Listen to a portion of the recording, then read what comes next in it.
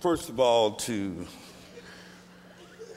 Pastor Hawkins for allowing us to be here, and your gracious spirit when we met with you that day, and all the clergy and friends and of Dr. Hooks, and especially the NAACP and the Civil Rights Museum and the Institute, Dr. Raines, lending us Melody and Beverly and Kim and Ms. Sloan, Barbara Pip. We can't say enough of the pressure that you took off the family. Mr. Jealous and Chairman Brock, the people you sent in, Dr. A.D. Gibbons and Reverend White and Nelson Rivers really came in here and took a lot of pressure off of us.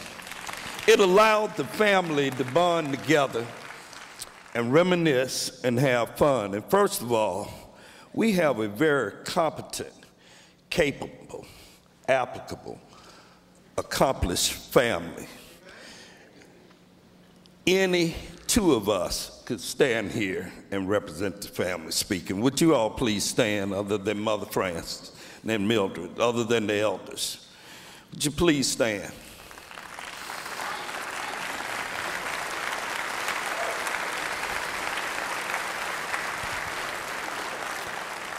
Frances Dancy Hooks did not sign on to do all this. She thought she was marrying a lawyer.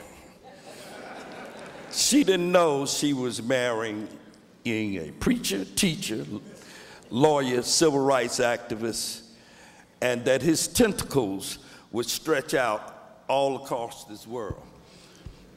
But early on, all of the family, all of the generations followed Frances Dancy Hooks' lead in realizing that he was very, very special. Andrew and Georgia Dancy, his in-laws, knew he was special. All of his siblings and all of Aunt Frances' siblings knew he was special. Bessie and Robert Hooks, his parents, knew he was special. All of the grandchildren and great-grandchildren know that he's special. We followed that lead in sharing him and embraced it, coveted it, revered it, that we could share this giant with the world. Even at that, even at being a public defender and a lawyer and a judge and the FCC commissioner and chairman of the board of Lemoyne and on the board of Universal and Tri-State, and being a great jurist and going on to be a great NAACP executive director, and farther than that, bringing up the Civil Rights Museum and his institute, he still managed to nurture family. With the help of Frances Dancy Hooks, she made sure, I know, I can remember, 55 years ago, that the Hooks and the Dancys acted as one. Therefore, strengthening this gene pool and having a family unit and nucleus that is second to none. They embraced that concept, gave it to us. And I think, family, one of the things that we could do instead of mourning is realize that out of this group, we could help the NAACP. We could help the Institute at U of M. We could help the Civil Rights Museum. We could help the Children's Fund. We can carry this torch on. It's enough talent. But one of the things he talked to me about last week that he was most concerned of, that we would make sure that we gave aid that we went by to see, that we visited and gave service to his beloved wife, Frances Dancy Hooks. And that it was enough of us to see that Mildred and Raymond and Ollie and Janet Seymour, that it was enough of us still in town, Lauren and Eric, to go by and see your mom if she needs something.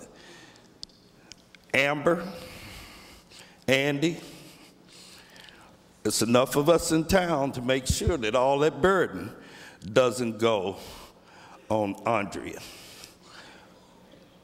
Vicki, Denise, it's enough of us to help with Raymond.